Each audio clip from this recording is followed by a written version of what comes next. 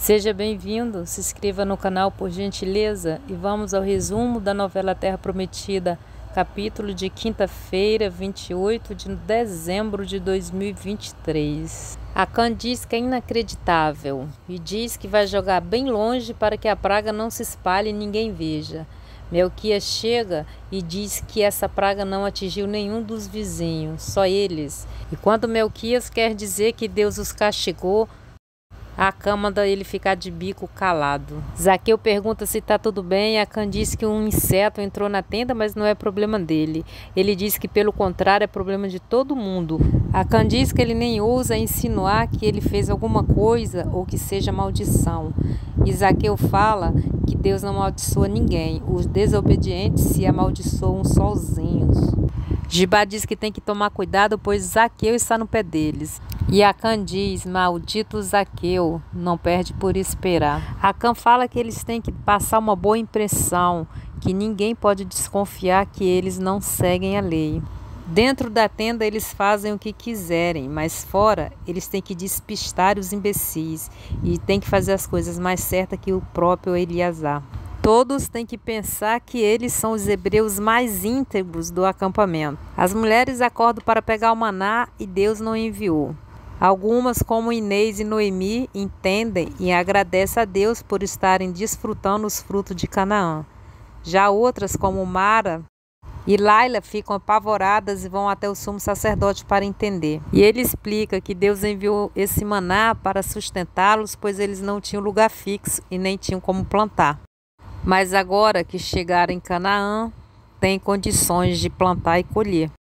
Laila diz que o fim do maná é uma boa notícia e agora eles vão viver das novidades da terra e ela é grata a Deus.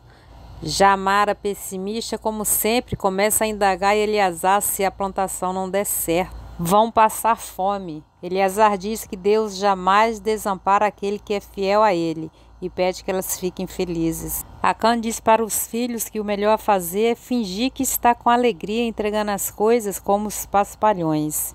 Finéias diz que melhor que devolvê-las é devolvê-las com sinceridade. Akan segura o cesto e Finéias solta e diz que ele é livre e que cada homem presta conta com Deus. Ele entrega o cesto e sai. Melquias diz que pensou que ele não fosse conseguir entregar. Ele diz que já tinham poucos alimentos e agora ficaram com menos ainda. O importante é Finéias e os sacerdotes pensarem que eles seguem a lei.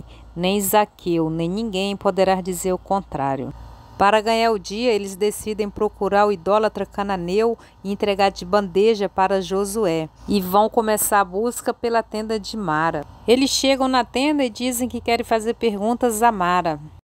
Depois que ela explica, Akan diz que ela pode estar escondendo as estatuetas ou escondendo o verdadeiro idólatra. Eles dizem que é ordem de Josué encontrar um intruso e eles têm que fazer uma revista. A família se irrita e ele pergunta se eles estão escondendo alguma coisa.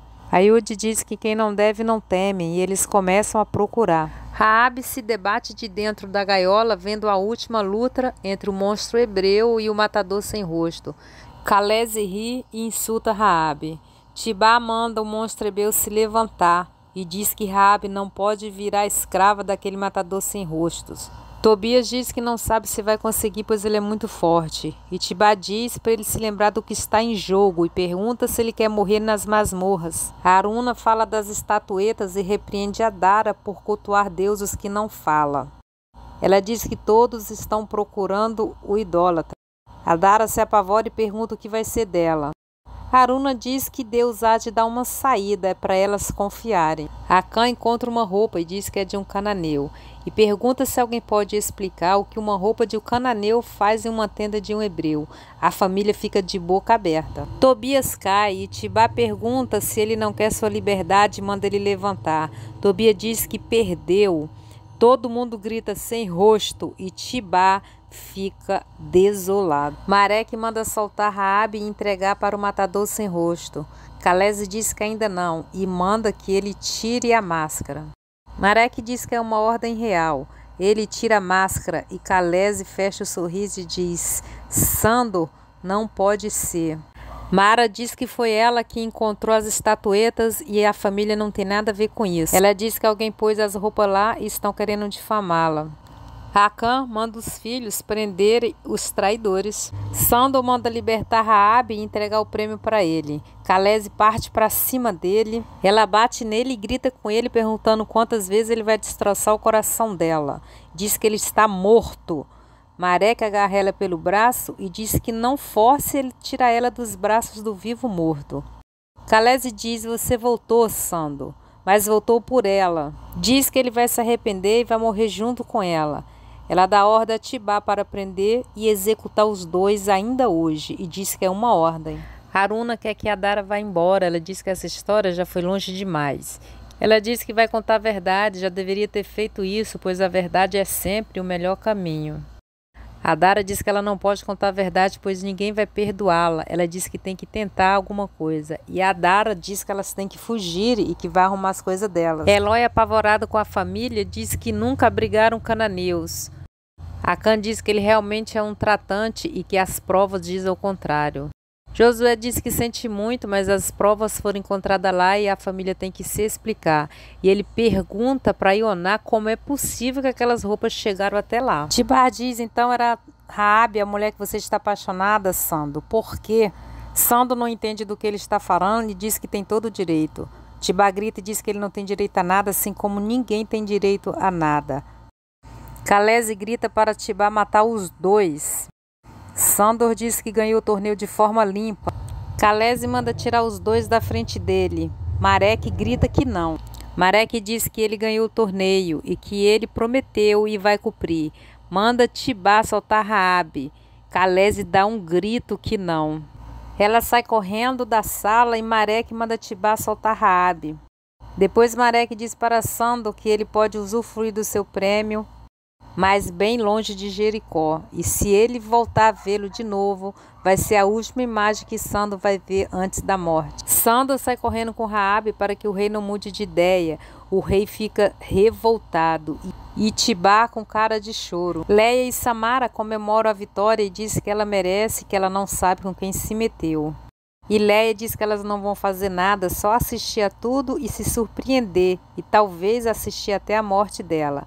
Kemuel entra e pergunta se ela já sabe o que aconteceu e elas se surpreendem. Ele diz que o cananeu só pode ser Adara, que vai entregar para Josué, pois o castigo da família que a acolheu pode ser até a morte. Ela diz que apoia ele.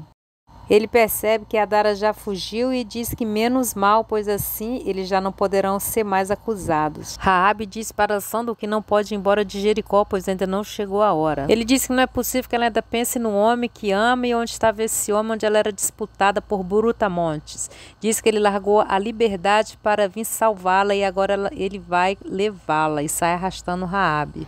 Tibá vai até a cela e diz: agora sou eu e você, monstro bril. Laila pede a Elidade que faça o casamento de Livana e Rune logo. Ele se apavora e pergunta se ela está escondendo alguma coisa dele. Ela diz que não aconteceu nada, que eles são jovens e jovens fazem besteira. É melhor apressar. Elidade diz que ficou preocupado. Tirda diz que o acampamento está pegando fogo e Maqui é o primeiro a querer se meter nos assuntos e está ali parado, pensativo. Ela se aproxima e pergunta se está acontecendo alguma coisa. Você está com algum problema? Se você gosta da novela, eu peço a gentileza de se inscrever no canal e ativar o sino de notificação. Participe comigo deixando um comentário. Até o próximo vídeo. Fiquem com Deus.